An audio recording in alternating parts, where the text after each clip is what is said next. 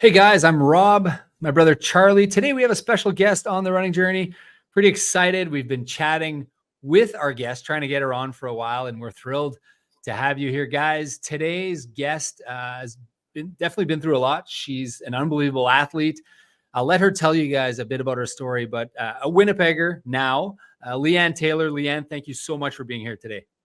Thanks for having me. It's great to be here. Yeah, I read your story actually in the Free Press, I think, or the Sun recently, and I was immediately inspired. And it talked about what you had overcome. You had I guess, a debilitating spinal injury.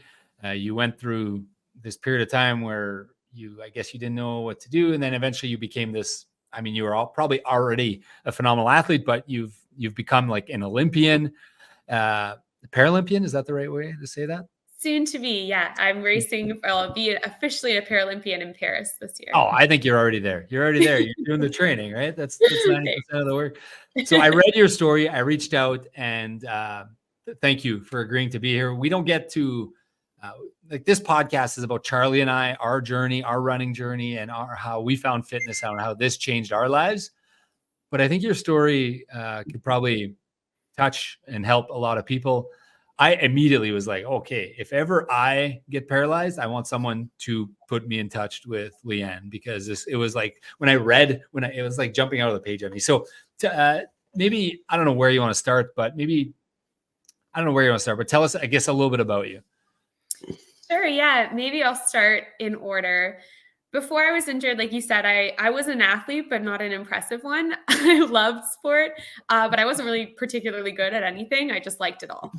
And so I did some triathlon in undergrad, really just for fun. I just loved the community and the people. I feel like is always what kept me coming back to triathlon. And so I was 25, living in Winnipeg, and my boyfriend at the time and I were living together, and we went for a bike ride in a place where we ride a ton. We're super familiar with, very comfortable, same bikes as usual. And for whatever reason, on that day, I was in a crash where I went over the handlebars on the bike and landed on my back. And it looked like a really low impact crash. We weren't really expecting much. But then when I landed, I realized I couldn't get up. And so over time, I started to sort of do that inventory you do of your body when you're injured, and realized that I couldn't get up because I couldn't feel or move from kind of my belly button down. And so in a weird twist of fate, my husband, now my boyfriend at the time, his name's Scott, he had done his PhD in spinal cord injury research and graduated. That's crazy. That's crazy. Yeah, it is. It's kind of wild. And so he had just graduated from that. So we kind of knew a little bit about spinal cord injuries and sort of started to understand how serious my injury might have been. And so then after that, I was taken to the hospital where I had a surgery to stabilize the bones in my spine, and then was told that I wouldn't walk again. And that's kind of where I start. Wow.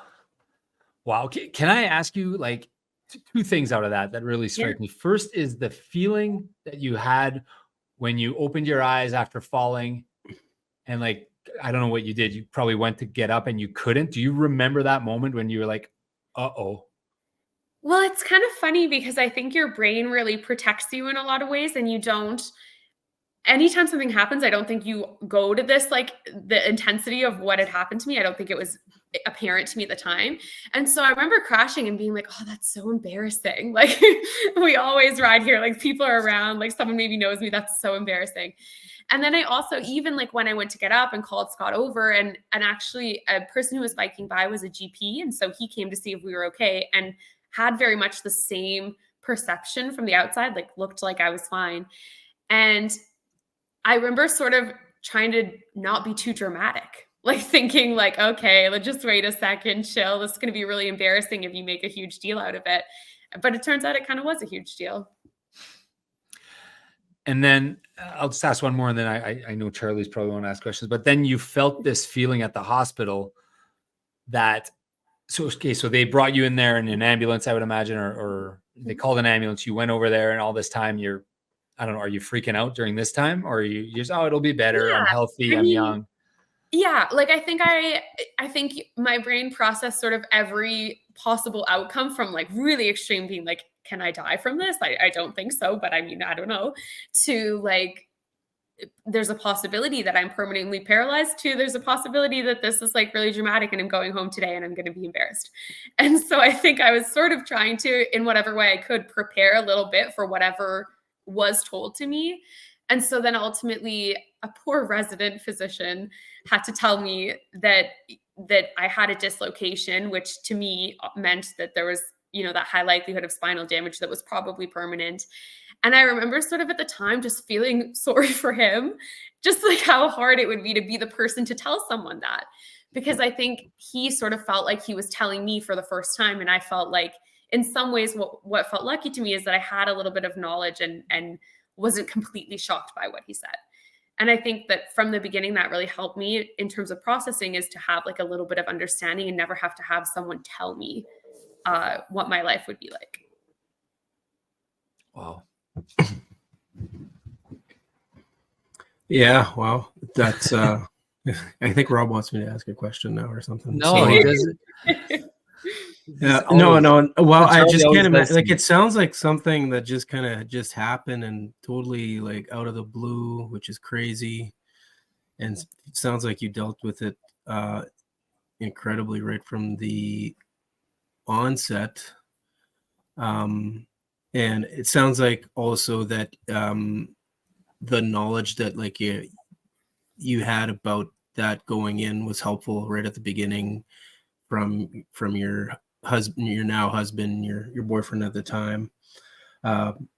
But so from what I've read, it sounds like you made a decision you went pretty quickly from like basically you accepted this. Like, was there any point in time where you were kind of hoping that people were wrong and that you'd come out of it, or how quickly was that turnaround from like accepting it and moving on? Because that to me is kind of also an incredible part in your story, is how you just accepted it and moved on and did some amazing things. So yeah, that's a fair question. I think honestly, the reason that my journey unfolded the way that it did was that the scariest thing to me was sort of the mental health aspect of it.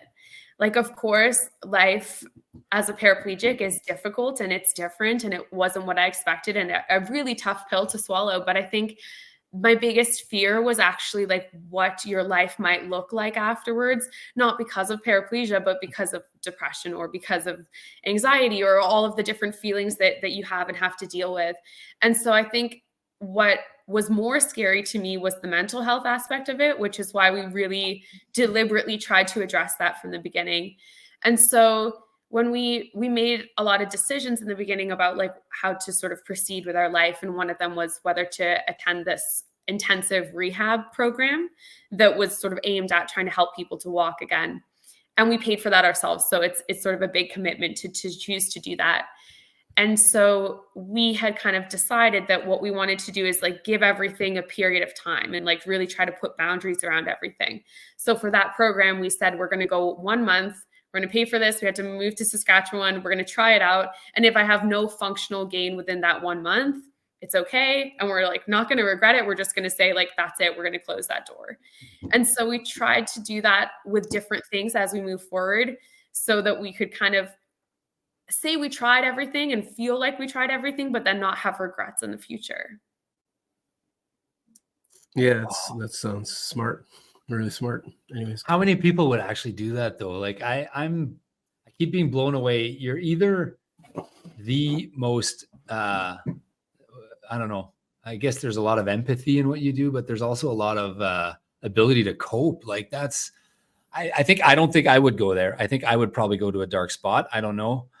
So congrats and good on you. And that's probably why you're going to the Olympics, right? You've managed to focus on what you can control, and you've managed to make this not about the injury. You've managed to make this about, okay, what can I do today that can, improve my likelihood of whatever goals you're setting. So Charlie asked you how long did it change? So I read in one of the articles that I think the Paralympic Society or something visited you guys in the hospital. How was that? Yeah, one of the things they do, they have an organization which was called the Society of Manitobans with Disabilities at the time, but I think is now Manitoba Possible. They changed names.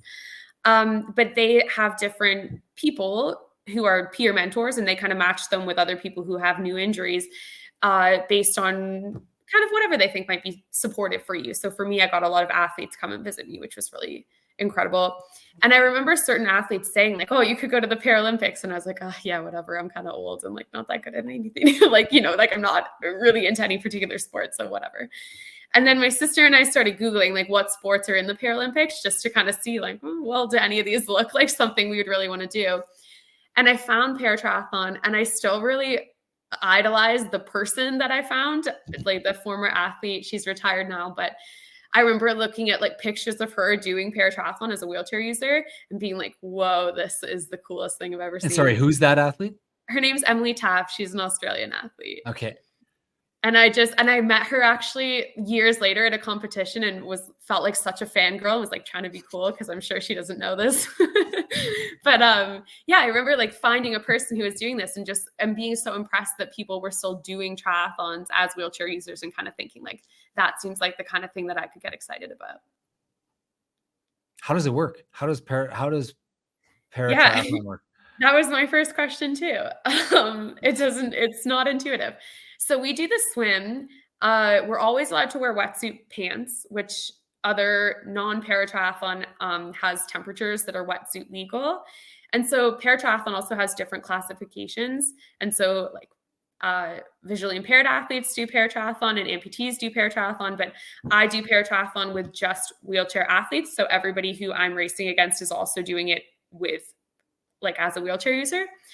And so we swim with wetsuit pants and I wear a leg brace. And that's the only adaptations for the swim. What is it called? A leg brace, just to hold my knees straight. Right. But like you're swimming with there's no other benefit. Like that must be hard. I know how hard it is to swim. I've done a few triathlons. Like it's hard to swim. Yeah. You don't have like a pool buoy or something like supporting your legs in addition to the wetsuit? Help. Like we have like whatever our maximum thickness is, and I'm pretty sure we're all wearing that maximum thickness, and then that's it. Yeah. But so they swim like, I mean, like when I started swimming, where they have no legs at all, Rob. So it's amazing. It's unreal. Yeah. Mm-hmm. Sorry, keep going. So so I would imagine your upper body strength is pretty well developed. Yeah, I would think so. Yeah. As a para triathlete Olympian. Yeah, for sure. And then then we bike in a hand cycle, and we use the recumbent hand cycle. So it's like you're very much laying down, which is so aero. And so, I mean, again, it's difficult to bike with just your arms, but my husband has a regular upright bike and he's a half decent cyclist, but I'm so aero that in the wind, he does not have a chance. Oh, wow. So how fast do you go? Here we go. Charlie's the data guy, the math. Yeah, that's a good question though. My fastest race, I raced in in Miami in March on a speedway. So, I mean, a fast course, but I did it at 34 kilometers an hour. Oh, wow. Yeah. So faster than I did on Sunday at Birds Hill. Yeah, we were at Birds Hill on Sunday. I thought you were there because I saw your name in the results. Yeah, I just swam though. And then I biked so I saw that you swam. Is that like an accurate number for you? No, I swam, and then my husband did his first triathlon at Birds Hill on the weekend. Oh, okay. And so I swam, and then I just sat in the water, and I was going to do a cool down, but then I just sat in the water and waited because I didn't want to miss him. Now I'm curious, how did he do? He was the first in his age group, but he was 1 out of 1. Nice. So, nailed it.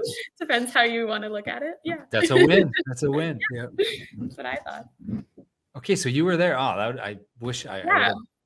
That was on Saturday or Sunday? You did the Sunday. Okay, yeah. So Charlie did really well on Sunday. He did an hour 4 he did on his bike. So what does that give you, Charlie, for kilometers per hour? Slightly faster than Leanne or slightly slower? 38. 38. So I was slower, but I did a 39 minute 10K I did. So I'm proud of that. Yeah, that's awesome. So hand cycle, why not like, why not like the wheelchair that I see in the Olympics? So that's our run. That's the third. That's called a run. Okay, sorry.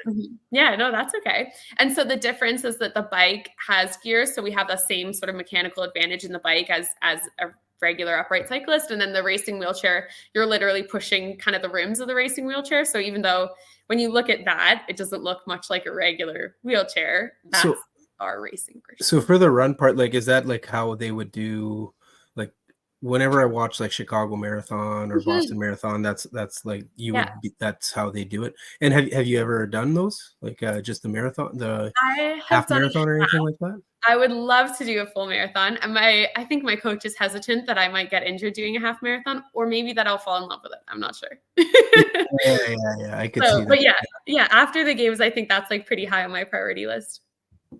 So, okay. So talk me through what the difference. Okay. So I get that it's gears and I get that you're shifting and it's hand cycle, but I guess I guess it's like running and bike. We're using our legs, you're using your arms for all of that, for your swim, for your bike, and for your run. Yeah, exactly. So I mean, the main difference is that you're all arms for the swim, whereas I'm kicking, depending on how good your kick is, you're getting a little bit out of that, but it's kind of similar. What kind of times are you doing on the run? I'm really naive and I just don't know. No, the run is hot. The run is maybe, I think a 13-minute. I was 13 minutes something in my last race in Yokohama. So we're pretty quick. Yeah. So Rob, I was looking at her results, and the run, she's really fast. She's improved like a crazy amount in the past year. So you finished second in that race, right? But you've been progressing like crazy. So 13 minutes for what? For a 10K? 5K. Okay. But like she's gone, like you almost broke the 1 hour, which seems like incredible compared to where you were at the beginning. So how is that feeling, like the progression? Like, to me, that must have been pretty rewarding. But yeah, I mean, the timing is great. I couldn't really ask for better timing to have like a breakthrough year, the year of the games. I think that's super exciting. I think a lot of it, I actually had the opportunity to train in the US with the US team, the Paratriathlon team, and they have other wheelchair athletes, whereas we don't in Canada. And so spending time with other wheelchair athletes and kind of getting that push of like a training group was really, really beneficial for me, and just, I think, made me that much more confident coming into racing, kind of feeling like I belong in this space. Whereas I think in previous years, I would show up to the start line pretty terrified still. Do they have world rankings? Did I see somewhere you're ranked 4th in the world, or am I wrong? Yeah, you're 4th in the world. But you won the last event, right? I won the Continental Cup this year in Miami, and then came second in Yokohama. Right. So last 2 events, top 2.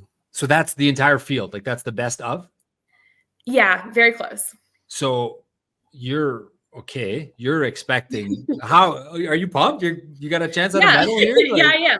I think we're trying very hard to not expect anything and just go into the games focused on the performance and let the position be what it is.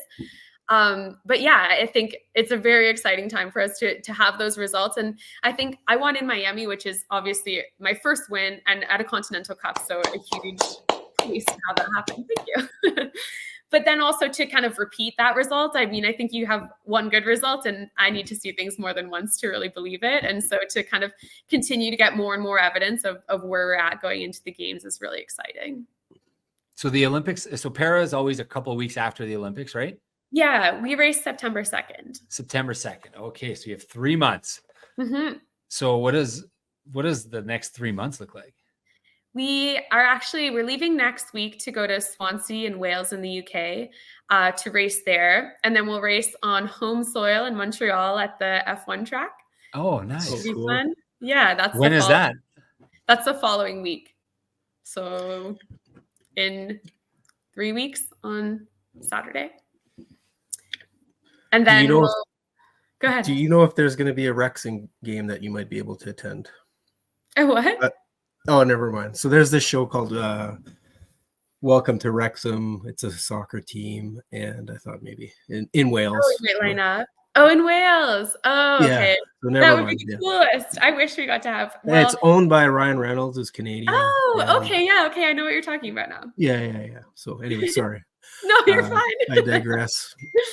Where were we talking about before? And the schedule. So you have a couple. So is this like is it like triathlon where the schedule is like May to September kind of thing, or whatever, May to October? So this is like the meat and potatoes of the schedule.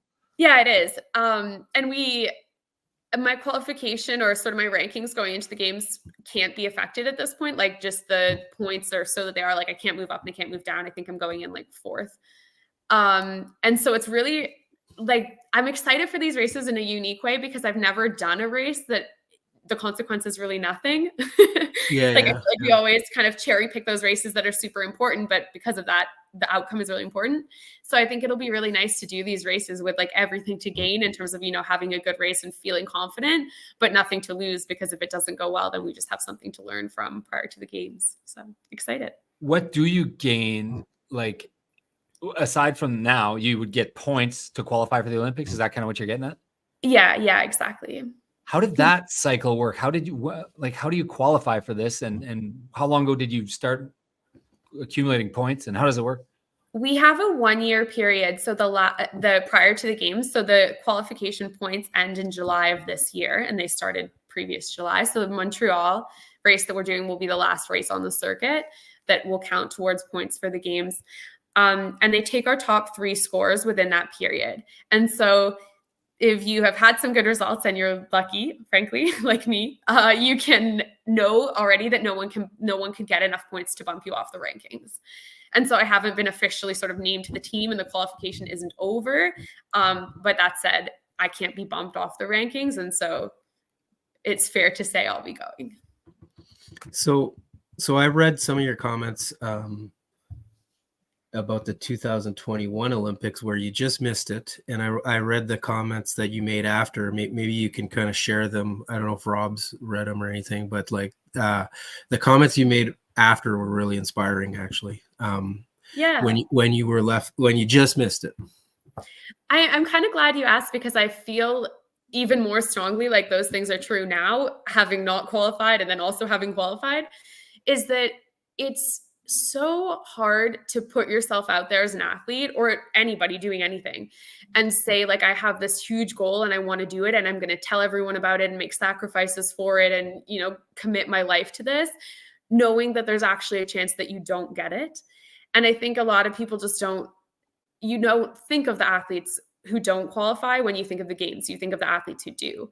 And so now seeing this time of year, sort of seeing athletes for both the able-bodied games and the para games who don't qualify, and understanding that they put themselves out there perhaps even more than the athletes who did and just really took a risk and tried to do something that was going to be difficult. I think I just always have so much respect for that. And so I'm really glad that I had the experience of like putting myself out there and trying to qualify and telling people about it and then having to turn around and tell them like, no, I didn't make it actually, and feel that disappointment. I just think that makes you appreciate it so much more, and also builds you up as an athlete and lets you look at like why you're really doing it, which I think for myself is for the community that it has brought into my life. And that for me is the value in triathlon. That's awesome. Yeah. I think what I read was like, you said something like, I'm really proud of myself that I put myself out there. And now I'm more motivated to kind of get ready for the next one in 2024. So there's like, I guess, kind of a theme. I mean, you got to feel that pain a little bit, but you did move forward, and it's kind of just keep moving forward theme about your life. So what happened in 2021? I guess you were very new to the sport, right? Because you had probably brand new, right? Mm-hmm. I was very new to the sport, and I was on a similar trajectory with my swim and run as I am now. Like I don't think it's really surprising from where they were to where they are, but the bike and I did not vibe in the beginning. Like it took me some time. It really just wasn't feeling right. And we also actually found some issues that I had with the bike and made some big changes to the fit. And I feel like that really was the difference for me between being not competitive and being competitive, is like spending that time in the bike, starting to vibe with it and starting to love it. Because I think that's also another part of it, is you have to, I think make friends with each of the pieces of triathlon to really put the whole thing together. That's great advice for Rob. Rob needs to make friends with his bike.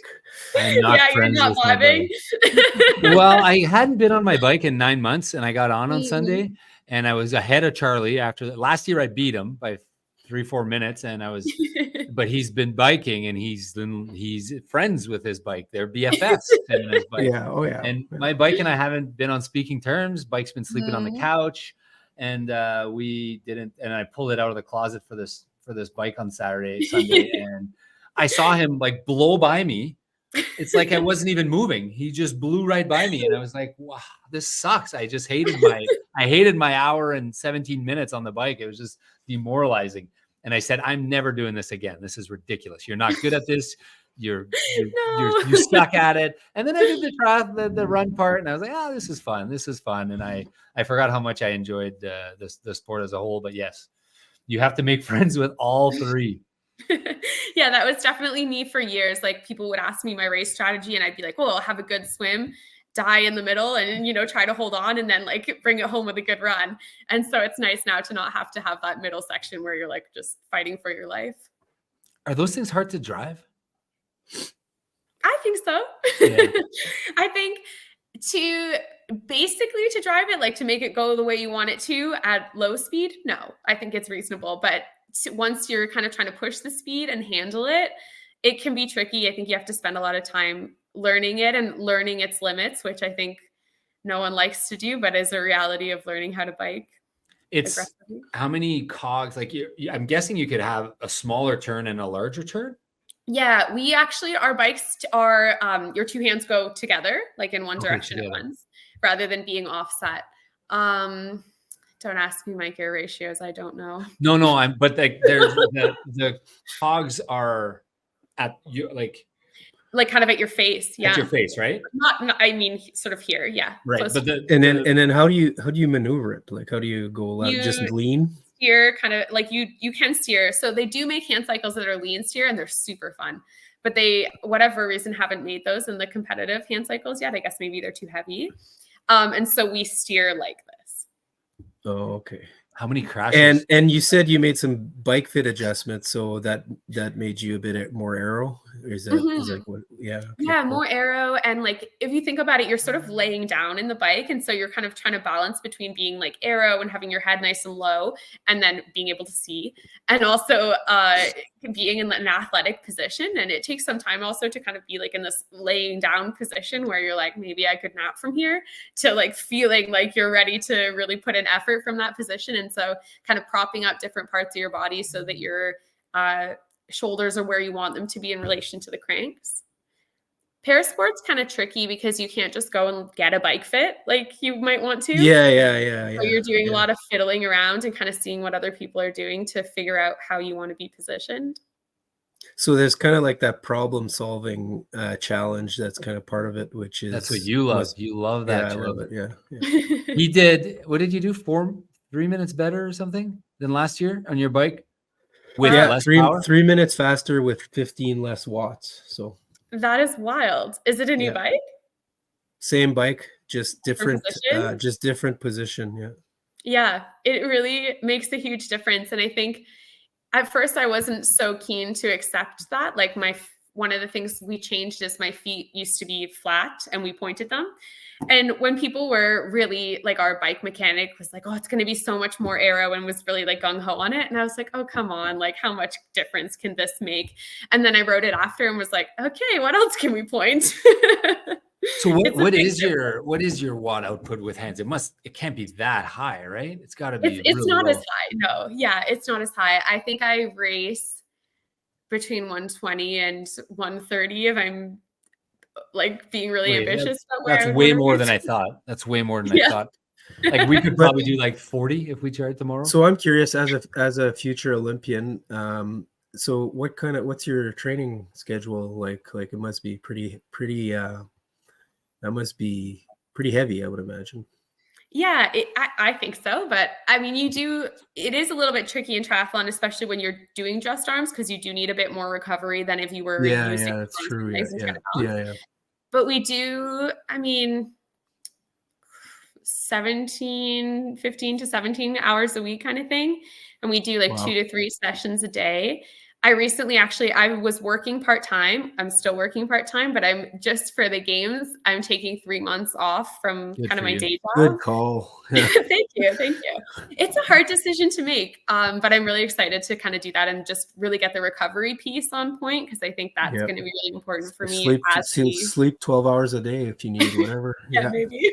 Yeah, exactly. This is the Olympics. Yeah. We want to have no regrets. So I think it's a good timing to right now kind of make the most of the last few months of prep, where you can still move the needle a little bit and then feel really ready. We talked in one of our last podcast episodes how I knew very little about recovery, and my coach told me, like, it's the most important thing is you got to sleep and you got to recover. And we talked about how important it was. So, you know, I'm happy for you. Do you know, like, how many Olympic medals does Canada get at the Paralympics? And like, how many medals do they get? Like, you're one of obviously the good hopefuls. So I imagine it'll be like a big story nationally, right? No pressure. No, I'm loading on the pressure here. I don't know how many medals are available across all sports, but I mean, for triathlon, we have 3 athletes, all of which I think are serious medal contenders. So I think that's a really cool thing to have a team that is small, and we want to see it grow. We want to see the sport grow, but to have all 3 of us kind of going into the games in a position where we're all looking at the podium, I think is super exciting, and it'll be great to see how that shakes out. 21 medals we got in 2021, 5 gold, 10 silver, 6 bronze. Wow. I'm excited for you. It wouldn't surprise me if Canada is a country that is particularly good at parasport, because of kind of different countries treat individuals with disabilities differently. And I think we're quite good. And I think other countries, maybe, you know, the US, that has a reputation of having a strong para athletes as well. And so I think it says a lot about the country's approach towards people with disabilities, and growing parasport, I think, improves that in a lot of countries as well.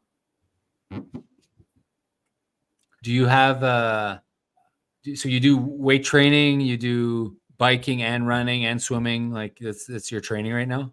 Yeah. That's like the rotation. Yeah. And is the coach like a Team Canada coach, or is it like your personal coach? I am coached by the Team Canada coach. Her name's Carolyn Murray. She was a former triathlete herself. And then I don't live in Victoria in BC, but that's where the team's based out of. But actually all of us are remote right now. So we have coaches for different aspects of the sport locally as well. So I'm coached by a swim coach. His name's Norm Carrier. And I have a strength training coach. His name's Jeremy Chase. He's at the CSCM, like the Canadian Sports Centre, Manitoba. And then the rest of the training, I am like, the workouts are programmed by my national team coach. And then on the ground is my husband, really just yelling at me. What? Just chasing me on the bike, saying whatever. Go harder. To be encouraging. But you must have a lot of easy, like you must still do the 80-20 or no? Like kind of. Yeah, we do a fair amount of base work or base riding, especially. And so when I ride with my husband, he can keep up for the base rides.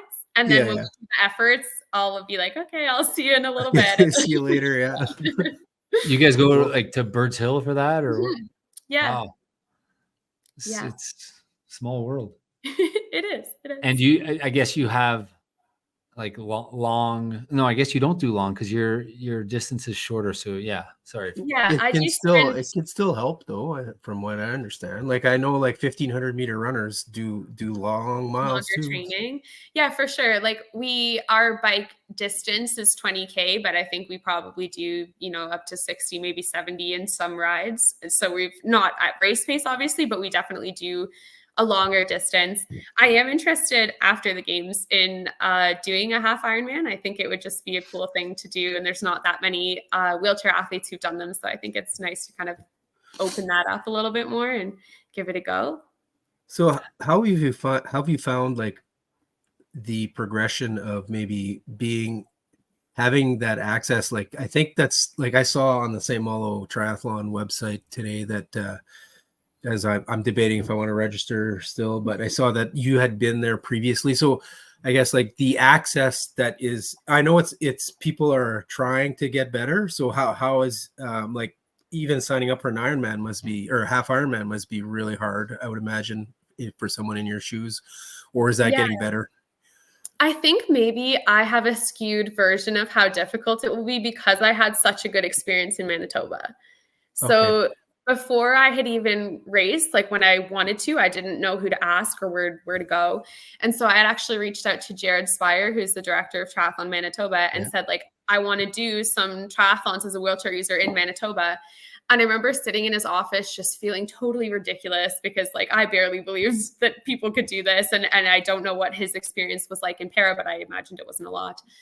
And he was already like, even just for me to say that, you could tell that he was pumped.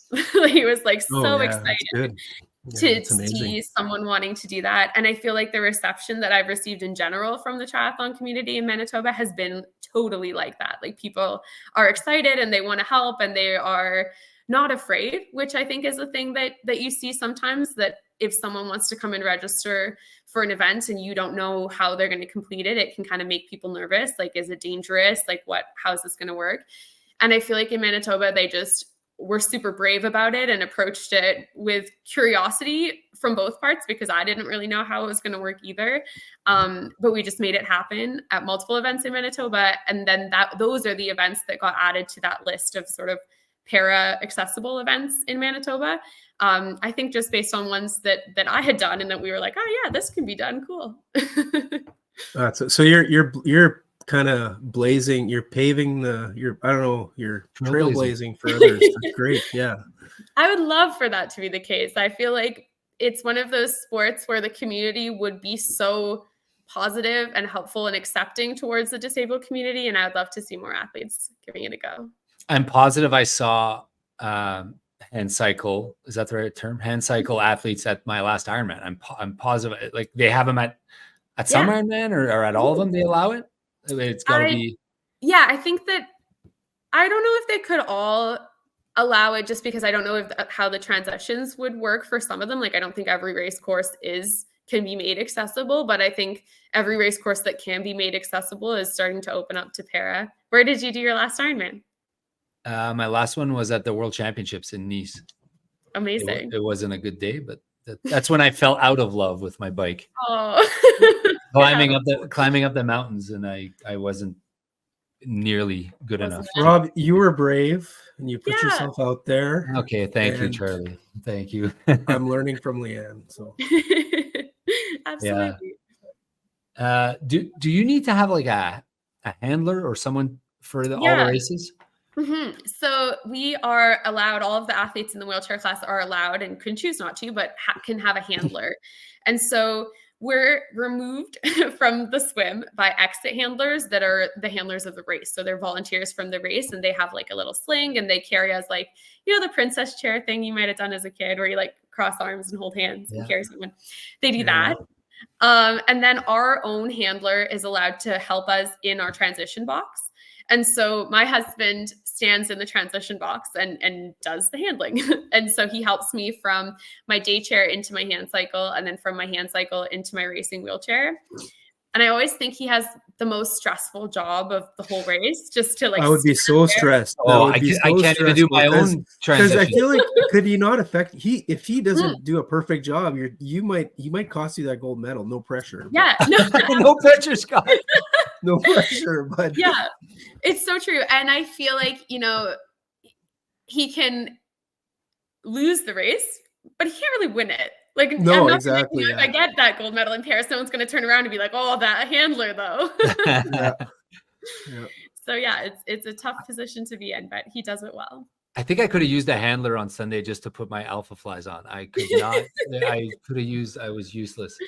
Can I talk to you about like plans around the Olympics? Like that is pretty exciting. Do you know Olympic Village, when you're flying in, what life's like? This is going to be a first experience for you. I'm guessing you have like all these meetings and people helping you out. My first experience, but I was lucky in that I got to race in the test event for the Olympics. So 1 year before the games, they have the athletes actually come and race the course. And half of the athletes who are going to be in the games got to race it. So like out of the, say, 10 athletes that are going to be racing in my class, only 5 of us have actually previously raced the course. So I think that's a nice advantage to have. A bit of an edge. Nice. Mm-hmm. Yeah, just like have a little bit of familiarity. And it is a tricky course in Paris. So there's value in that. Like we're swimming in, hopefully, in the Seine, which is a river and has quite a significant current. So that's going to be different. It's very, very dirty. Yeah, our buddy Tyler. Tyler was talking about it. Tyler missed the shot. Yeah, I mean, so we're hoping we're swimming in there. And then we're biking on the Champs-Elysees and across the Alexander II Bridge and like some beautiful, iconic places, but it's half cobble. So that will be a different challenge, different experience. And the same for the run. There's cobble on the run as well. And so having seen that course, I think I feel more comfortable that I've been on it than the athletes who haven't. Yeah, just power through, right?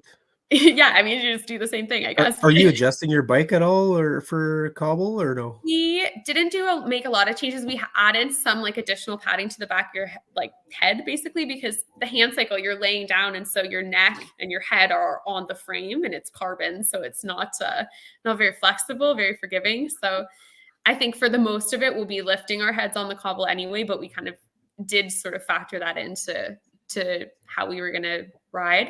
And the tire pressure obviously is going to be lower than usual to absorb some of that.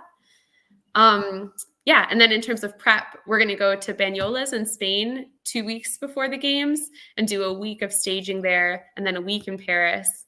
And then it's race day. Wow. So like opening ceremonies and all that, you're going to be part of all that. You're going to take all the experience in? We're not doing the opening, but we are going to stay for the closing. Okay. Because it's a long commitment if you're doing both, right? I think. Mm-hmm. Yeah, exactly. I'm pretty lucky as well. A lot of my family and friends are coming. So I think we're at 20 people now who are coming to Paris. Wow. Oh, cool. That's awesome. Wow. Good for you. That's great. It's kind of wild. That's how Rob does it. Yeah, that's how I do it. I bring everyone with me. Yeah. When you're racing in nice places, you have a better turnout, I think. So you talked about how you want to focus on what you can control. I'm paraphrasing, but that's what I say. So you're going to focus on your time and you're going to try to focus on what you think you can do on that course. Do you have an idea of what time do you have an idea of your goal on that course that day? I guess it's tough to tell with the wind and stuff. Although I say focus on myself, I think there is a lot. I mean, it's a race. And so I think it being difficult, I think in triathlon to really say like what times you want to have because the courses vary so much. So on the swim, the Australian athlete is many-time world champion going into this race. So she's kind of the person to look at. And so I want to swim with her. And then if I can hold on to her on the bike. Wait. Question. Are you allowed to draft? Yes. Yeah. On the swim only and on the run. So not on the bike? Correct. Yeah. So the race is itself not really draft legal, but I don't know if they just haven't updated the rules or thought about it for the racing wheelchairs, but you get a great draft in a racing chair. For that's like the run for running. Right. Mm-hmm. Yeah. Mm-hmm. Yeah. Yeah, I guess. So you want to be second. You want to be second for a while and then pass them at the end. Do packs kind of form for the run? It's rare that we line up in a way that it would be advantageous because paratriathlon has a staggered start as well. So I race in a category, it's called PTWC1. And then there's other athletes who are PTWC2 who race for the same medal as me, but they're less impaired than me physically. So they'll start at the same race start, but they'll sit there for 3 minutes while the rest of us get going and they'll chase us down basically. And you guys are in the same event? Yes, we're competing for the same medal, but they accommodate. They've just deemed that's a 3-minute difference. Yeah. How is that kind of calculated, or is this decided by some committee or a board or something? Yeah. And they calculate it based on using the times of the previous athletes, and so they look at the athletes in both classes and kind of try to average out what would make sense for a time disadvantage between the two. And so at the last games in Tokyo, the athletes who were 1 and 2 were in 2 different classes, and it was 1 by 1 second. So I think it looks like that's kind of my interpretation. It looks pretty good. Yeah. I always wondered about that because, I watch the Paralympic Games and I'll see like, a swimmer with one arm, or I'll see, and I'm like, and there's like a whole bunch of different classes and categories. And I never understood how they were figuring out how to make it fair for the different classifications. And I guess do they do this for all the sports? Like some sort of. Some sports, yes, and some sports, no. So in swimming, generally there's enough athletes that they can classify athletes and sort of put them in one bucket or another, and they just race for one medal. It's simple. And then in sports like Nordic skiing and triathlon, they do a time factor to accommodate for differences in impairment. And so for us, it's sort of like complete paraplegic athletes are H1s or WC1s, which is the class that I'm in. And then athletes who have like either incomplete spinal cord injuries, or they're really high amputees, or athletes who need to use a racing wheelchair and a hand cycle, but they can sort of move their lower limbs to kick in the swim is kind of the main factor. Right. Then they'll be in the second category. 3 minutes behind you at the start. Mm-hmm. And just chasing you down. 3 minutes and change, but yeah. And you feel them coming. So have you ever had that experience where they're catching up to you? And have I had them catch up to me? So in the past, I don't know. Yeah, no, it's a good question. In the past, Kendall Gratch, who is the athlete who won in the Tokyo Games and is the athlete that I train with in the US, she has always passed me. And she's a lovely human. So she always also says something lovely when she passes me, which is like one of those like double-edged swords where you're like, doing great pace. Keep it up. Keep it up. Yeah, such a lovely person. And I'm always like, how are you doing this? Like, how do you even have the energy to like pass me and still say something? It's so nice. And so, yeah, I've definitely been chased down by them before, and I'm hoping that doesn't happen in Paris. If that happens to Charlie, he uses it as motivation. Mm-hmm. Remember that guy who passed you, Charlie, and said something nice to you, and you were like, what was that guy saying? Like some you guy. Didn't like it? Well, it was like probably at the end of an Ironman or something. Yeah, at the end of your Ironman, and some guy passed. You get a little grumpy by then.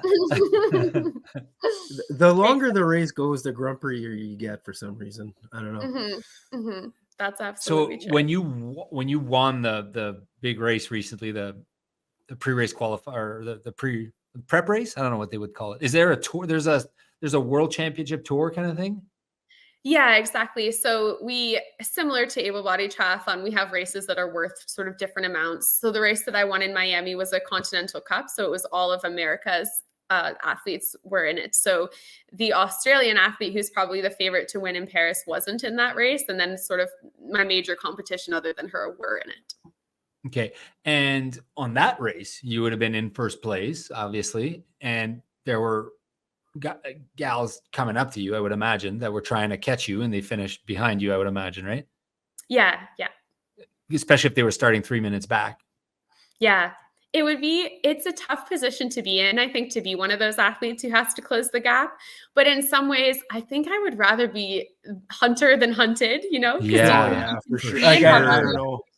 I feel like that's one of the reasons I always tell people, like, if you're running a marathon, like, start a little slower, just because you'll have more, like, because of the psychological.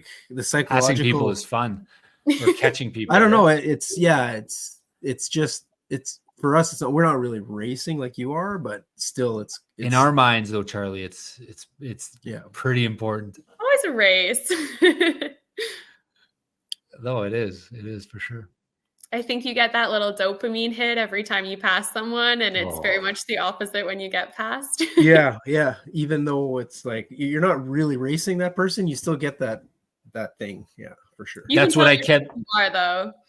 What's that, Leanne? Sorry? You can tell yourself you are racing them, and it makes you move a lot faster. Yeah. That's why I was so miserable on the bike. Everyone was passing me. Well, so when I passed Rob, I had a little pity on him. And I slowed down so I wouldn't look like I was going. He gave me one of these. Hey, I was like, yeah, I know you're passing me. But what I did have also is I passed like 20 some people on the run, and that was fun. That was fun. That's what's probably going to get me to sign up for the St. Malo one, even though I'm the worst biker in the history of bikers. Are you going to that one, Leanne? No, you're not. No, we won't be here, but I think we're going to do the Peace Gardens. Okay. Yeah, that will be like I'll do the swim one day and then a bike run the next day, because I don't think that exit is very accessible. And so I can swim and exit elsewhere. So I'm going to do them kind of split up, but we'll be there to absorb some of the good vibes. So you go just like, cause you could swim anywhere, right? You go just to be part of the community and to. Yeah. And I think to have that same race kind of pressure, we actually, in our most recent race, we raced in Yokohama in Japan, and something that's atypical for us, we started at the same time as the men. And so normally my start is like a maximum of like 9 or 10 athletes, but this time we were double that. And so I was in this swim with the men, and it was bubblier and messier and more limbs everywhere than I was used to. I would imagine, yeah. And so now I'm trying to do more races in the community to get that experience of bubbly and messy and limbs everywhere, so that there's no amount in para that I'm going to be surprised by. So that swim that you did this weekend must have, like, there was a lot of people there. There must have been, there was quite a bit, wasn't there? Yeah. Did you start with the Olympic? Like at 7:45? Sprint. Okay, that was at 8, which had lots of people in. Yeah. Like 50 plus athletes, right? Yeah, I think so. Yeah. So it was really, and it was nice for me to be in that. That was sort of the point. Cool. That is very cool.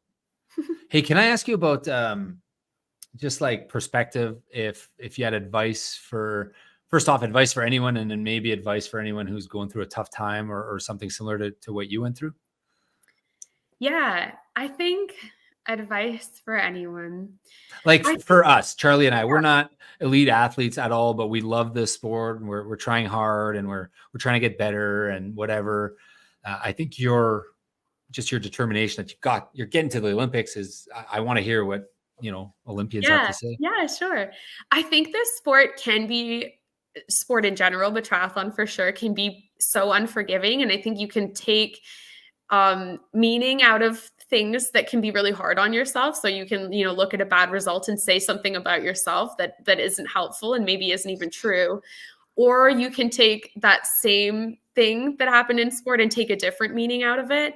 And that's something that we've really tried to do intentionally. So I know you guys had talked about how this season for me was kind of a breakout, but if you have a breakout season, it means the season before was probably a hot mess. And that was the case for me. I went the wrong way at the test event, and I crashed at World Championships, and just like had one of those seasons where, there are mistakes that I made, and I could have really internalized them and decided that meant something about me as an athlete and as a person. Or I could just say, like, now I've learned how to not do that, and I'm going to keep going. And I think that is the best thing you can do in triathlon, is look at the mistakes as just learning opportunities and really try to forgive yourself for the things that don't go right and focus on the things that do. Because I think at every event, there are so many things that did go right, but you can miss them if you're only focused on your mistakes. Yeah, that's one of the interesting things about triathlon that I think is unique about it, is that you'll never get a race that everything goes well. Never. Mm-hmm. Like with a marathon, I've had these like glorious days where everything's gone right. Never ever happened on a triathlon. So it's like, and even Tyler said the same thing. Remember, Tyler said the same thing. He was like, there's always a few seconds in transition or this or that. There's always room to improve. Yeah, absolutely. I think people talk about having a clean race, and in what I think is just such a messy sport, I don't think that exists. Yeah, not for me anyways. Yeah, for sure. I was like 40 minutes away from having a perfect race. Yeah, small gap. Yeah. What about someone who's going through like something difficult like you went through? Yeah, that's a good question. I think for me, what was really the most supportive and helpful thing is just being around the right people and realizing like what you're looking for in friends and in family to kind of bring into your life, and setting the right tone. So for me in my recovery, one of the things that was really hard for me in the beginning is that people would come into my hospital room and just cry or be so sad, or like there's just this like tragic tone. And I really kind of consciously like said to my friends and family, like, we just can't be doing this. Like, I can't do this every day. Like, I don't want to. And so we tried really hard to like find joy and do things that we liked. And like one of the things I remember, my sister and my husband and I went for dinner the very first time at a restaurant that was attached to the hospital. And I still feel like that was like one of the nicest dinners that I've been to. And I, even in that like time, which to be honest, like was very dark and there were really difficult things going on, we could like find a space to like have a bit of joy and a bit of normalcy.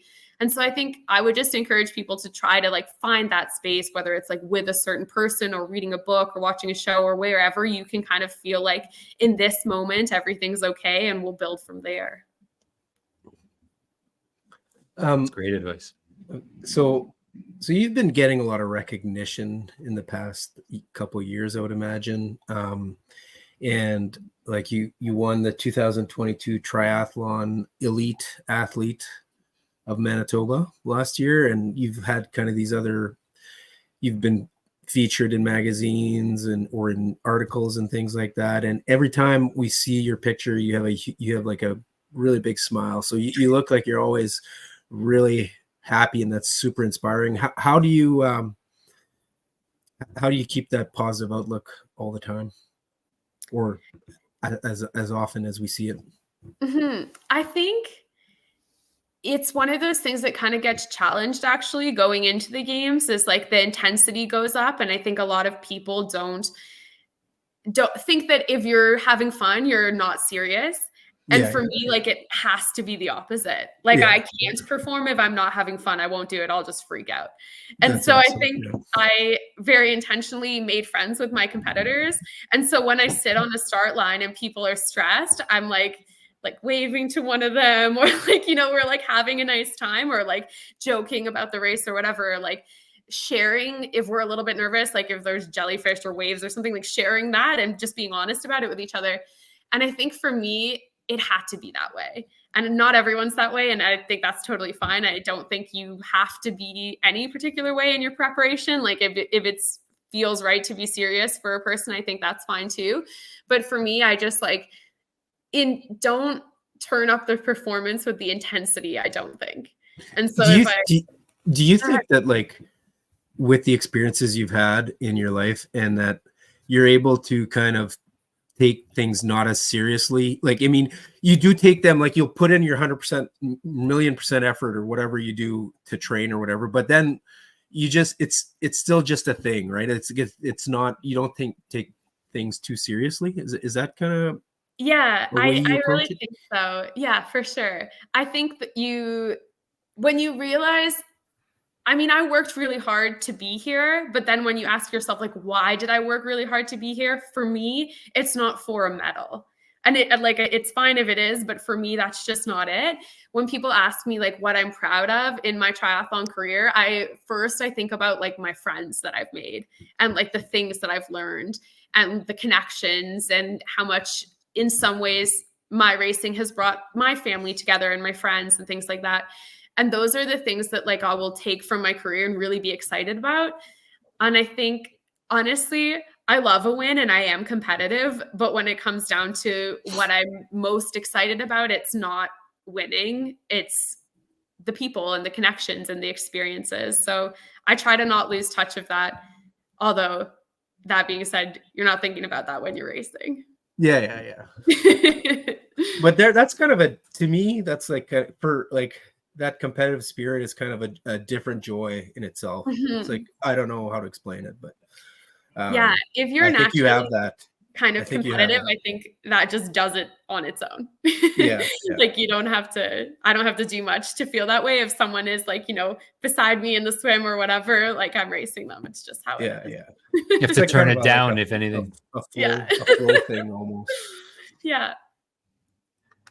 We're coming up on the hour here, so I do want to respect your time, and I just want to thank you. Anything else you want to add, Charlie, or you want to ask? No, I think this has been really fun. Yeah, this is cool. A future Olympian, so cool. Yeah, so really cool. Nice so thank you. Guys. Anything else you want to add, Leanne? I don't think so. I think that's it. All right. Well, we thank you for taking the time today. Your perspective is fantastic, and I wish you all the best. All of the running journey is pulling for you. We'll be watching. We'll be pulling for you, and I hope you have a great day, and I hope you just focus on what you can control, and that ends up being great for you. And I wish you have fun too. Have fun in France and take it all in, and just have a blast. So I want to thank you guys. Don't forget to like, subscribe, wherever you watch or listen to your podcast. Take a sec, give us a 5-star review, write about us. We need all the help we can get. Thanks so much, guys. Charlie and I will see you in the next video. Thanks so much, Leanne Taylor.